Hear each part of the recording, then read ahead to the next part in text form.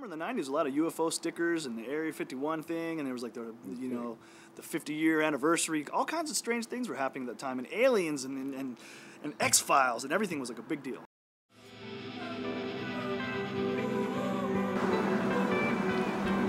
It's a nice day. It is a nice day. What's flying up over LA right now? Just things you can't see unless you're looking, unless you pay attention, which kind of like anything else in life. You gotta pay attention. You gotta know what you're looking for. It's true. Then you gotta know the difference. If there's a blatant sighting where there's multiple witnesses and it's stark, it's right there in the face and it's broad daylight, that's one aspect of it.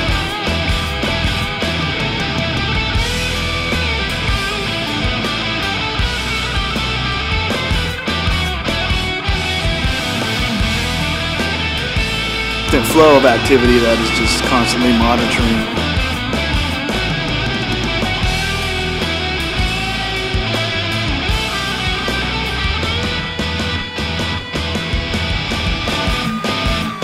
There's no timeline for it, there's no real special circumstance. All I can say is that I see and pay attention.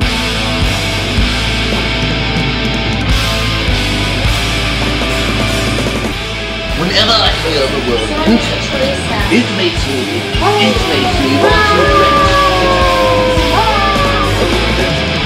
Depends on different days sometimes, the energy in the world, and how clear the sky is, and just all different kinds of factors come into play as to what you can see and when and why.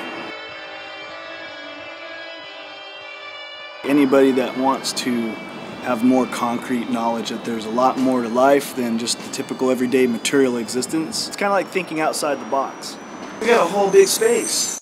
Physics and frequencies, radio waves, and that's just one aspect. That's a third density life being. It moves real fast. And then there's other life forms and other thresholds of life that exist around us that move even faster, think even faster, and are not as easily noticeable. I was introduced to a method and a protocol that enabled me to train my eyes to see. The object of it is very simple and very basic, just like you're looking at me right now. There's a lot of things going on within the spectrum of light that is difficult for human eyes to see. The sun light is so bright, blocking out the direct light of the sun, the expanded coronal light that comes from the sun. So not looking directly into the sun, because I always tell you don't look at the sun, but looking right next to it, and using an overhang or an awning or something like that to block out the light. I just want other people to have my experience. What I have noticed is the more I kind of relax with it, the more I just want to share it with people. Right now, you could use that camera. If you had a tripod, it'd be better, and you could capture what I'm talking about right now, right off the side of your fucking house. And there's like all kinds of bugs and shit too, but there are things that are noticeable to a camera when it's maxed out. We can set that sucker up at the proper angle. You're facing right perfect where the sun traverses across your roof edge. And we can capture exactly what I'm talking about right now, and more than likely you'll get something fascinating enough to where you slow it down frame by frame. You'll be like, what the hell is that? I've just come back from the space hospital and you people are arguing. 1 minute of footage can glean ridiculous objects that'll blow your mind. You're supposed to be happy. I know this is supposed to be how it works. These things. And it goes by, and it goes by real fast, and it's gone. But with the camera, you can go back, and at least you remember what it looked like to your eye. And the camera gives you the basis of what it looks like. High-speed traffic.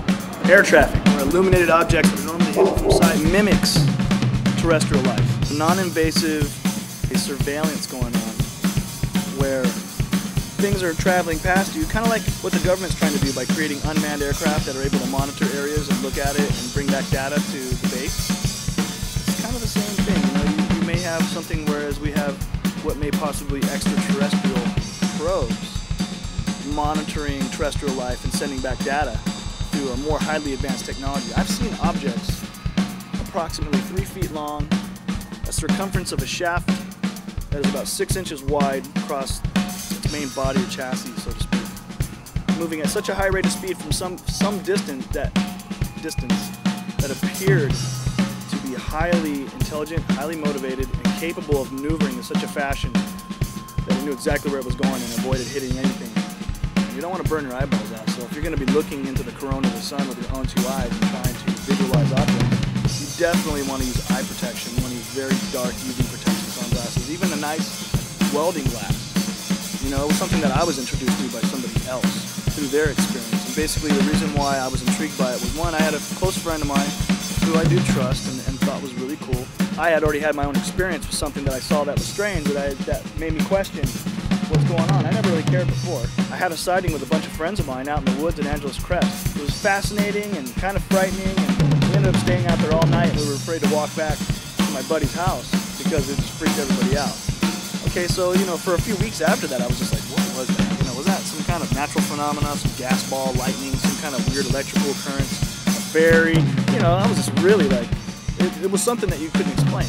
So I'm going, okay, well, UFO, unidentified, flying object, real simple.